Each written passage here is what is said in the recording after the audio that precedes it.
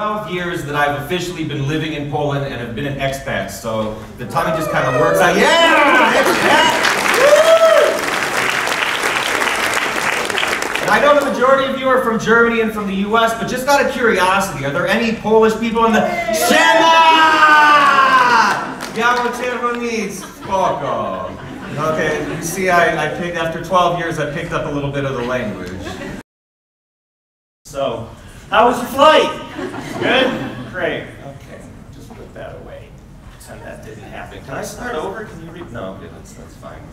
You guys have a long, busy day ahead of you. Okay, we'll regroup. That's okay. No problem. Professional. This happens all the time. What are you doing in Poland? Why you here? Poczekaj. You are American. You live here, and was your decision.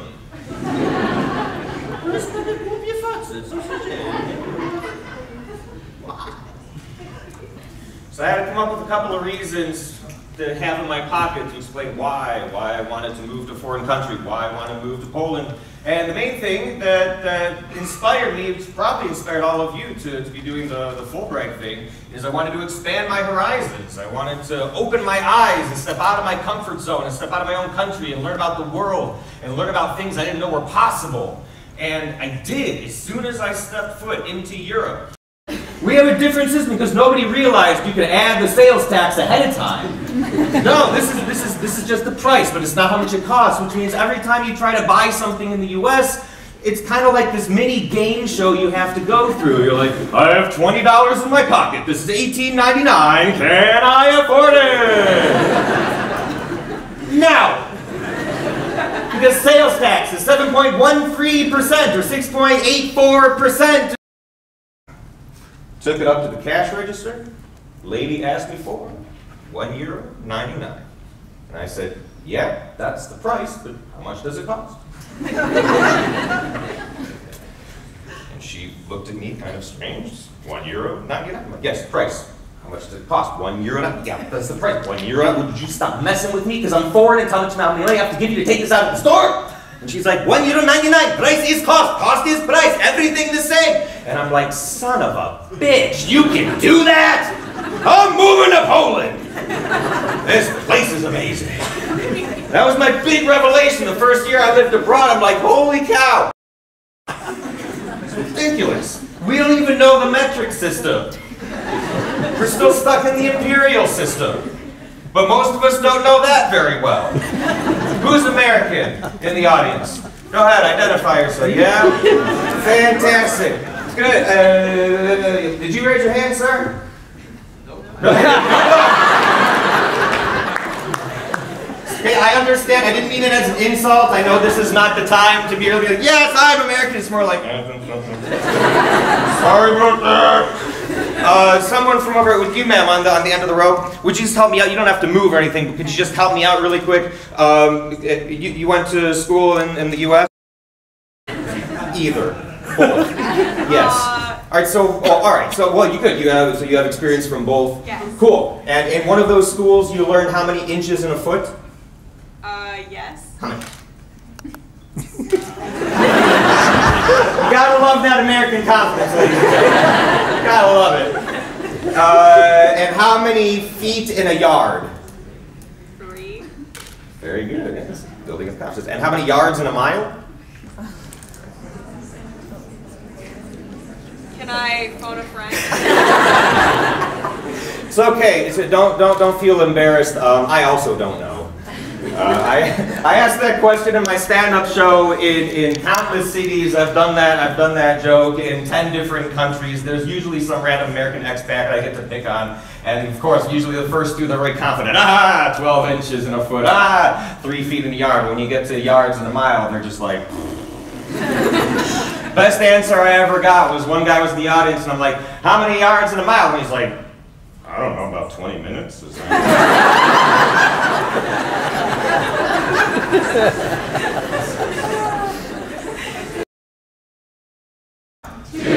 3, 1, 2, 3, 1, 2, 3, 1, 2, 3, 1, 2, 3. Good job, Jay.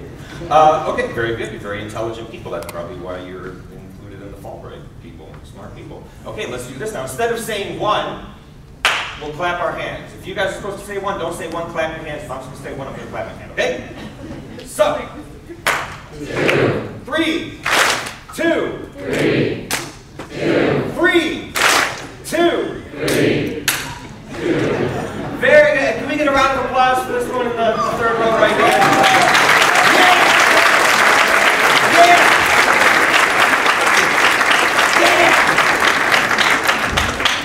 Because that takes courage in front of 530 people to make a mistake. Good.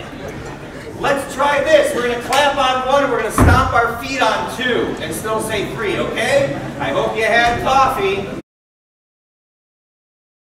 Career, I started off as a pantomime, which is very useful for me because actually, believe it or not, in high school, I was very shy, I was very introverted. My family, when I was 13, moved from Cleveland, Ohio to Phoenix, Arizona. So just those of you that know U.S. geography, a little bit of a difference between those two places. I didn't have any friends at the time. I was going through all kinds of body changes because that's what happens when you're 13 years old. It was very awkward. But a friend of mine introduced me to a pantomime workshop, and I realized I could communicate with my body. And then from that, I got into clown and started learning about Grace and Katya. Okay, so let's say that Grace, you can sit in the chair and you're going to be the kid. And Katya, where are you from? The U.S. from Michigan. From Michigan. Okay, so can you pretend to be a Michigan doctor from Michigan that has a whole bunch of patients? She doesn't need to say anything. It's okay. No, it's more of just yeah. You're just very little pressure. Very little pressure. You have a whole bunch of patients. The doctors are yelling at you. You didn't get a lot of sleep last night. You didn't have any coffee. There's this kid, another kid with another thing to do, and you have to take blood from this arm. You ready? Not comfortable, right? You don't even have a needle. How unprepared are you? This is very obvious. And Grace, cool, Grace. But my job as the hospital clown, I'm supposed to focus on this hand that the doctor is not using, if you'll allow me. Can I do something with this hand? Cool, because I've been practicing magic now for a couple of days.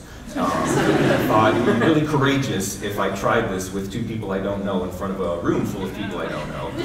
But would you help me with this? Because I have a little, one of these little red noses. We give them away at the hospital. They're very fun. And in this hand, I'm going to put it in and we're going to make it disappear. Okay? All right. So you got to squeeze it. You have to believe in magic. That's really the most important thing. You have to believe in magic. Okay? Squeeze really hard, and we'll count to 3. And when you open your hands, the nose can be disappeared, okay? And you do your stuff over there, yeah, okay? All right, Grace. All right, you ready? You believe in magic? Okay, 1, 2, 3. Open your hand. Grace. They're gone. No, Grace, not gone. Maybe I didn't explain. Where are you from again? Wisconsin. Ah, okay. Oh, sorry. Okay, I'll explain. So we don't want more, we want less. Can you, it's the opposites. Math, hard. Right, I remember. Okay. We'll try this again. We'll put 2, and we'll make the 2 disappear. Okay. You hold them on real tight, and just squeeze, and we'll count to 3. And hope this goes well, because Dr. Schmidt is supposed to pay me for this presentation, and I don't feel like it's going perfectly. But let's try it. Okay, ready? 1, 2, 3, hup! God! We want to not leave. Grace, what did you do? Okay, we'll do it in my hands. Okay, we'll do it in my hand. You just focus. You focus on my hand. Okay, this is where the focus is. Just right here. Okay, I got 3 balls in my hand. Okay, you can see them clearly in my hand. Okay, now you count to 3. Okay, ready? 1, 2, 3.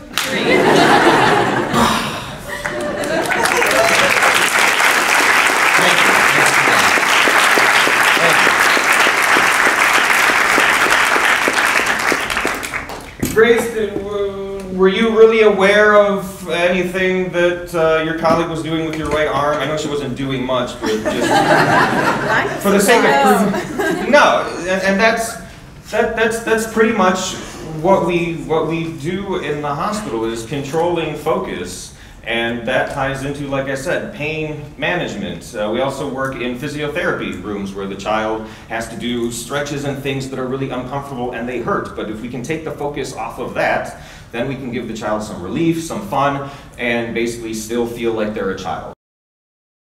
You can do. And that's another way that we connect with the children in the hospital and empower them, because if the clown is so stupid that they can't even open the door the right way, the kid's sitting there like, I just had chemo, but this guy's a grown up, he's an idiot. Let me help you.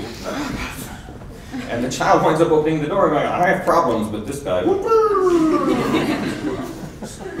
And I took that sense of humor and self-distance to myself when I decided with my 6-month pregnant wife to move to Poland, a place where I didn't speak the language, and I didn't have a job, and didn't have a place to live, and I had 3 months to get my act together because we were going to have a kid. So I said, okay, let's do that. So like I said, I started to on courage. You can't, when you're in a situation that afterwards people are like, that was so courageous. I've never been in a situation where I've been courageous and I went, I'm going to be courageous and do this. Or be in the middle of the situation and go, wow, I'm being very courageous. That never happens. It's like, you know those squiggly things in your eyes when you try to focus on them and they keep running away when you try to look at them? That's courage, ladies and gentlemen.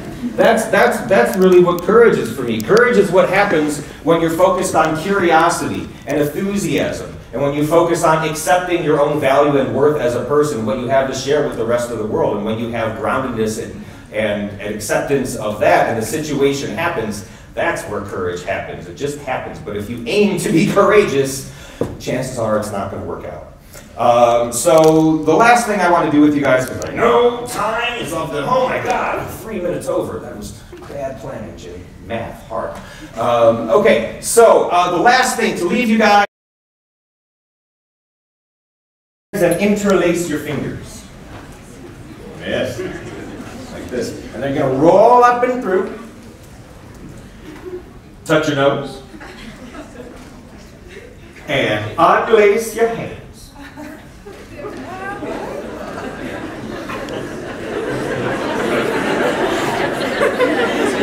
Raise your hand if it didn't work for you. Yeah, a round of applause for those guys.